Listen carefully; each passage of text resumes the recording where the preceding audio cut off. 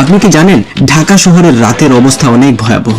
আপনার অগোচরে চলে মদ খেয়ে মাতাল হয়ে নোংরামোর সর্বোচ্চ আয়োজন। ক্লাস মানুষজন মদের আড্ডায় ডাকে অনেক সেলিব্রিটি লেভেলের ব্যক্তিদের, একসাথে হয় আড্ডার ডান্স আর মাতলামো। এটা রাজধানী ঢাকারই কথা। আজ দেশ উন্নত, বহির্বিশ্বের সাথে তাল মিলিয়ে আমাদের দেশে গড়ে উঠেছে নাইট ক্লাব। রাতের পার্টিতে থাকে হালকা আলো আধারের ঝলকানিতে বিশেষ মদের আয়োজন, থাকে মেয়েদের অবাধ উপস্থিতি আর মাতাল হয়ে একসাথে নাচবার সুযোগ, যার জন্য 3 থেকে 5 হাজার বা আরো বেশি মূল্যে ভিআইপি টিকিট কেটে পার্টিতে জয়েন করেন বড় লুকসরা আর অনেক বড় লুকস বাবার সন্তান। অভিনেত্রীদের এইসব ক্লাবে যাওয়া আসার ঘটনা আপনার অজানা নয়। টপ ক্লাস ধাপটওয়ালা রাজনৈতিক ব্যক্তিদের রাতের সঙ্গী অনেকেই। বাংলাদেশ 2.0 এর গান শুনতে শুনতে বাংলাদেশ যে ইউরোপ আমেরিকাকে ছাড়িয়ে জয় বাংলা হয়ে গেছে, এটার খেয়াল আছে?